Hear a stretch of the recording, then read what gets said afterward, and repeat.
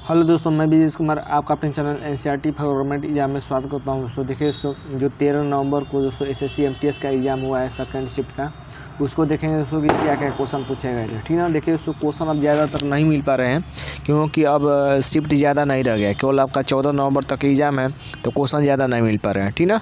तो देखते हैं दोस्तों कि कौन कौन क्वेश्चन मिले हैं। ज़्यादातर क्वेश्चन मिल गए हैं तो उसको देखते हैं दोस्तों। देखिए, अगर देखिए दोस्तों, इसका PDF चाहिए दोस्तों, आपका PDF इसका चाहिए दोस्तों, तो नीचे दिए गए टेलीग्राम से ज्वाइन हो जाइए। वहाँ पर सभी मैंने दोस्तों पहले का भी PDF डाल दिया है, वहाँ से आप रिवाइज भी कर सकते हैं। तो पहला क्वेश्चन दोस्तों पूछा गया था कि हंटर आयोग कौन लेकर आया था। तो देखिए दोस्तों, हंटर आयोग की बात कर लेते हैं दोस्तों। तो लॉर्ड रिपन के समय आया था हंटर आयोग। ठीक ना। कब आया था हंटर आयोग? 1882 में आया था। देखिए दोस्तों, लॉर्ड रिपन का कार्यकाल दोस्तों 1880 से 1884 तक है लॉर्ड रिपन का कार्यकाल। ठीक ना। और याद रखिए दोस्तों लॉर्ड रिपन के बारे में कि 1881 में दोस्तों भारत की पूर्ण जनगणना दोस्तों लॉर्ड रिपन के ही समय हुई थी। सबसे पहले 1872 में हुई थी दोस्तों, लॉर्ड मेयो के समय हुई थी। लेकिन दोस्तों 1881 में पूर्ण जनगणना हुई लॉर्ड रिपन के ही समय। ठीक है। तो इतना क्वेश्चन याद रख लेना है आने वाले शिफ्ट के लिए। अगला क्वेश्चन देखते हैं दोस्तों। अगला क्वेश्चन पूछा गया था कि विजयपुर के किस स्मारक में विस्परिंग गैलरी है। तो विस्परिंग गैलरी विजयपुर के किस स्मारक में है। तो देखिए दोस्तों, ये गोल गुंबज में है। दोस्तों देखिए, विस्परिंग गैलरी क्या होता है दोस्तों, इसमें दोस्तों और कुछ साउंड होता है दोस्तों, तो आवाज़ सुनाई देता है। तो इसकी खासियत है दोस्तों कि 37 मीटर तक दोस्तों आवाज़ सुनाई देगा, गूंजेगा। ठीक ना। तो यही होता है दोस्तों विस्परिंग गैलरी, गोल गुंबज में है। गोल गुंबज कहाँ पड़ता है दोस्तों? बीजापुर में पड़ता है। ठीक ना। बीजापुर में गोल गुंबज पड़ता है। अगला क्वेश्चन देख लेते हैं दोस्तों, क्या पूछा गया था। अगला पूछा गया था कि कोई भाषा को 8वीं अनुसूची में जोड़ने की बात किस राज्य ने की है। तो देखिए दोस्तों, एक कुई भाषा है। कौन सी भाषा है दोस्तों? कुई। तो कुई भाषा है दोस्तों, तो कुई भाषा को 8वीं अनुसूची में दोस्तों 2023 में जोड़ने की बात दोस्तों उड़ीसा राज्य सरकार ने की थी। ठीक ना। लेकिन वर्तमान में 8वीं राज्य भाषा है। अगला क्वेश्चन देख लेते हैं दोस्तों। देखिए, अगला क्वेश्चन पूछा था कि इडका का प्रयोग किस शास्त्रीय नृत्य में होता है। तो देखिए दोस्तों, इडका एक ताल होता है दोस्तों, ताल। ठीक ना। ताल होता है बजाने वाला, ताल सुर लय जो होता है। तो वही दोस्तों इडका वाद्य यंत्र का प्रयोग किस शास्त्रीय नृत्य में होता है दोस्तों? तो ये दोस्तों होता है मोहिनीअट्टम में। ठीक ना। मोहिनीअट्टम एक शास्त्रीय नृत्य है, मालूम है आपको। कहाँ का है दोस्तों? तो केरल का है दोस्तों। केरल का मोहिनीअट्टम दोस्तों शास्त्रीय नृत्य है। शास्त्रीय नृत्यों की संख्या कितनी है दोस्तों? कमेंट करके बताइएगा ज़रूर। अगला क्वेश्चन देख लेते हैं दोस्तों कि इमरान खान क्रिकेटर की आत्मकथा का नाम। तो देखिए दोस्तों, मिल तो नहीं पाया है, लेकिन एक पैट्रिक मर्फी मिला है। यही होना चाहिए दोस्तों, न तो अगर ये नहीं होगा दोस्तों तो आपके ऑप्शन दिए थे दोस्तों, गेम चेंजर दिया था और गोल दिया था। तो गेम चेंजर तो शाहिद अफरीदी का हो जाएगा, तो ये ऑप्शन नहीं होगा। और गोल दिया था तो गोल मेजर ध्यानचंद का हो जाएगा, तो ये भी नहीं हो जाएगा। और एक ऑप्शन दिया था फिट फाइट करके कुछ दिया था, इसको 3 को छोड़कर जो दिया होगा वही हो जाएगा इमरान खान का आत्मकथा। ठीक ना। बाकी सब मैंने बता दिया। गेम चेंजर किसका है सो आत्मकथा, तो ये शाहिद अफरीदी का है। गोल किसका है? तो मेजर ध्यानचंद का है। ठीक ना। अगला क्वेश्चन देख लेते हैं। सो देखिए, अगला क्वेश्चन पूछा था कि समुद्रगुप्त के दरबारी कवि कौन थे। तो देखिए दोस्तों, समुद्रगुप्त के दरबारी कवि हरिश्चंद्र थे। कौन थे? हरिश्चंद्र थे। हरिश्चंद्र ने दोस्तों प्रयाग प्रशस्ति लिखी है। प्रयाग प्रशस्ति किसके बारे में लिखी है दोस्तों? समुद्रगुप्त की दोस्तों इसमें ज़्यादातर वाहवाही की गई है। तो समुद्रगुप्त के बारे में दोस्तों लिखा है प्रयाग प्रशस्ति। किसने लिखा है? तो हरिश्चंद्र ने लिखा है। अगला देख लेते हैं। सो अगला क्वेश्चन पूछा था कि युवा कौशल के लिए स्किल्स ऑफ व्हील किस बैंक की सहायता से शुरू की गई।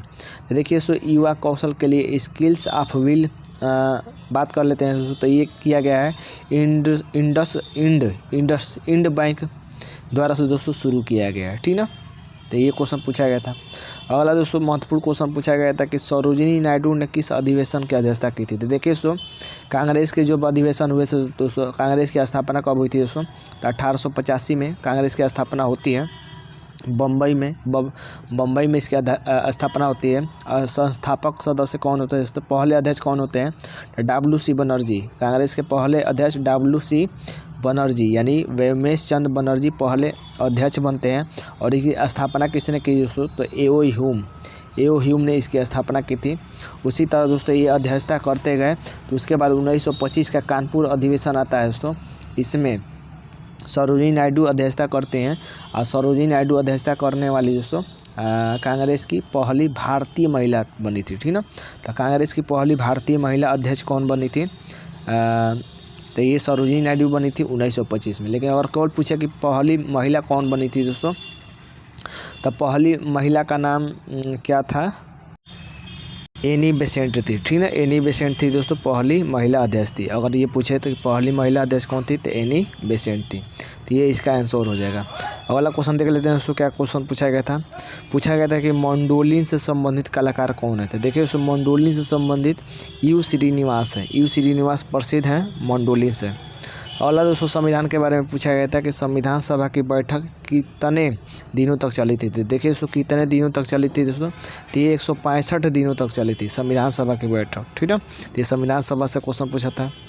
अगला पूछा था कि 2021 में मेजर ध्यानचंद पुरस्कार किस पैरा एथलीट्स को मिला है। देखिए दोस्तों महत्वपूर्ण क्वेश्चन पूछा था।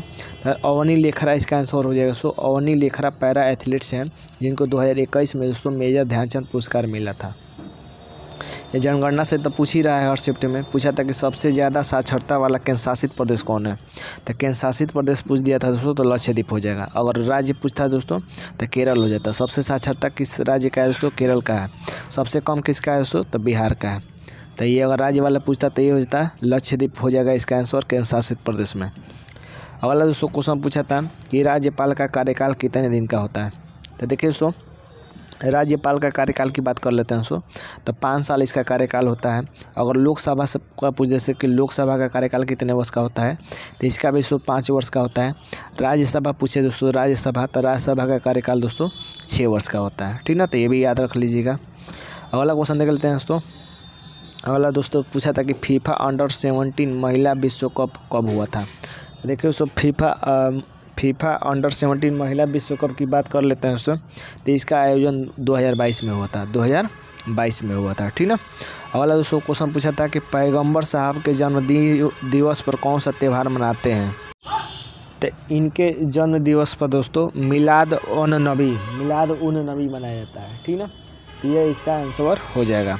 अगला दोस्तों क्वेश्चन पूछा था कि सबसे ज़्यादा महिला श्रमिक किस क्षेत्र में कार्यरत है। देखिए दोस्तों सबसे ज़्यादा महिला क्षेत्र की बात कर लेते हैं दोस्तों, महिला श्रमिक की बात कर लेते हैं, तो कृषि में, ठीक ना। कृषि में सबसे ज़्यादातर महिला श्रमिक कार्यरत हैं। अगला दोस्तों क्वेश्चन पूछा था कि एसएचजी बैंक की शुरुआत किसकी मदद से हुई है। देखिए दोस्तों एसएचजी बैंक की बात कर लेते हैं दोस्तों, तो इसकी शुरुआत नाबार्ड बैंक की स्थापना नाबार्ड की मदद से हुई है, ठीक ना, नाबार्ड की मदद से। लास्ट क्वेश्चन देख लेते हैं दोस्तों। लास्ट क्वेश्चन पूछा था कि संगीत नाटक अकादमी अमृत पुरस्कार 2022 में कितने लोगों को मिला है। तो देखिए दोस्तों संगीत नाटक अकादमी अमृत पुरस्कार 2022 में 84 लोगों को मिला है, ठीक ना। तो ये जो क्वेश्चन मिले हैं आज के 13 नवंबर को मिले हैं सेकेंड शिफ्ट के। उम्मीद करते हैं दोस्तों कि वीडियो अच्छा लगा होगा। मेहनत के लिए दोस्तों वीडियो को लाइक शेयर जरूर कीजिए। आज के लिए बस इतना है दोस्तों, धन्यवाद दोस्तों।